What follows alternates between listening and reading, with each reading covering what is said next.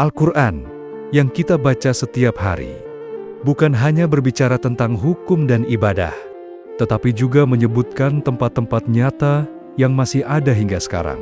Tempat yang menyimpan jejak para nabi, kisah perjuangan umat terdahulu, bahkan saksi bisu dari doa dan tangisan hamba-hamba Allah. Apakah Anda tahu bahwa ada negara-negara modern yang disebut langsung dalam Al-Quran, dan kisah-kisahnya masih bisa kita lihat jejaknya di bumi ini? Mari kita jelajahi bersama satu persatu.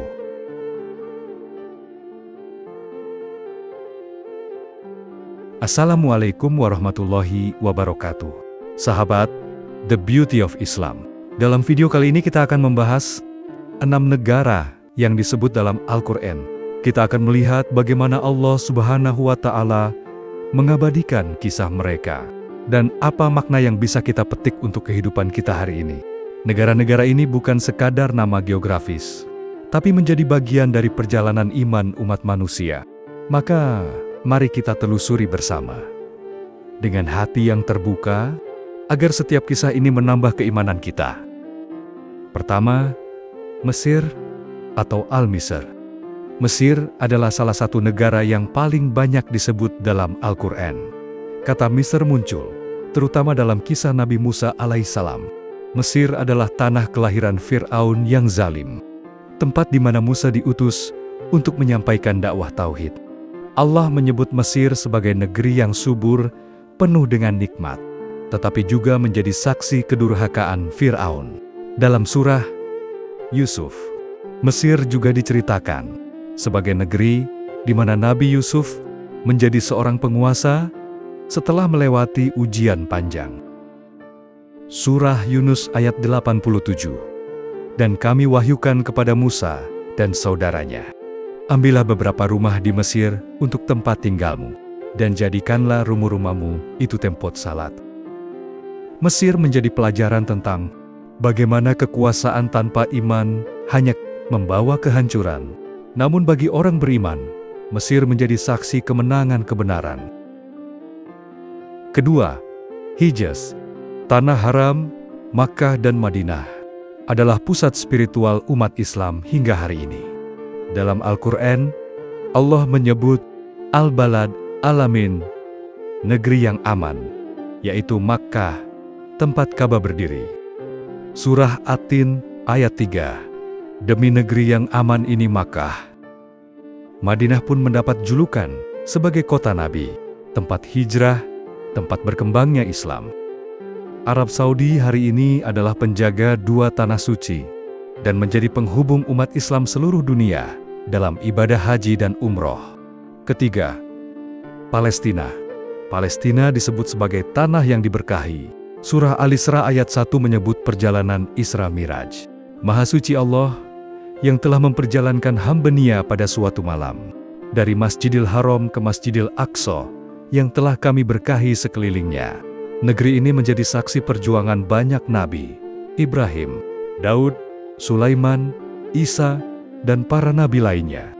Palestina adalah negeri yang penuh berkah, tetapi juga ujian besar hingga hari ini.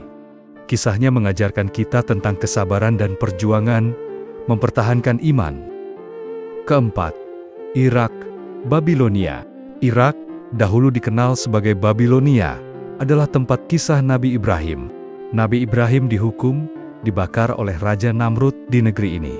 Surah Al-Anbiya ayat 68-69 menceritakan bagaimana Allah menyelamatkan Ibrahim dari api. Irak juga menjadi pusat peradaban, dari Sumeria hingga Abbasiyah. Negeri ini mengingatkan kita bahwa iman seringkali diuji dengan kekuasaan zalim, tetapi pertolongan Allah selalu datang. Kelima, Yaman. Yaman disebut dalam Al-Quran melalui kisah Ratu Balqis dan Kerajaan Saba.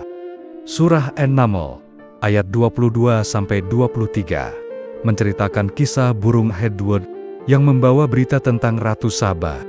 Negeri ini dikenal dengan tanah yang subur dan rakyat yang cerdas. Namun saat mereka berpaling dari iman, Allah menurunkan banjir besar yang menghancurkan bendungan Marib. Pelajaran dari Yaman adalah Kemakmuran tanpa syukur akan berakhir dengan kehancuran. Keenam, Turki. Al-Quran menyebut bangsa Romawi, Arum, dalam surah Ar-Rum, ayat 2-4.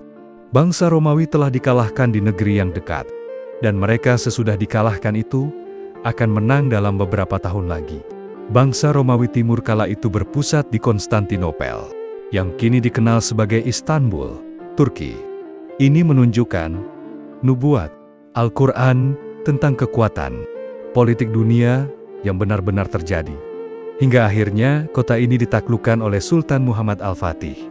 Sesuai hadis Nabi, sungguh Konstantinopel akan ditaklukkan. Sebaik-baik pemimpin adalah pemimpin yang menaklukkannya. Sahabat sekalian, keenam negara ini bukan sekadar catatan sejarah. Mereka adalah bukti nyata kebenaran Al-Quran. Dari Mesir kita belajar tentang kesombongan Fir'aun. Dari Hijaz kita belajar tentang kesucian Tauhid. Dari Palestina kita belajar tentang perjuangan iman. Dari Irak kita belajar tentang keteguhan Ibrahim. Dari Yaman kita belajar tentang syukur. Dari Turki kita belajar tentang janji Allah yang pasti benar. Semoga setiap kisah ini menambah iman kita dan membuat kita semakin yakin bahwa Al-Quran adalah petunjuk abadi. Wassalamualaikum warahmatullahi wabarakatuh.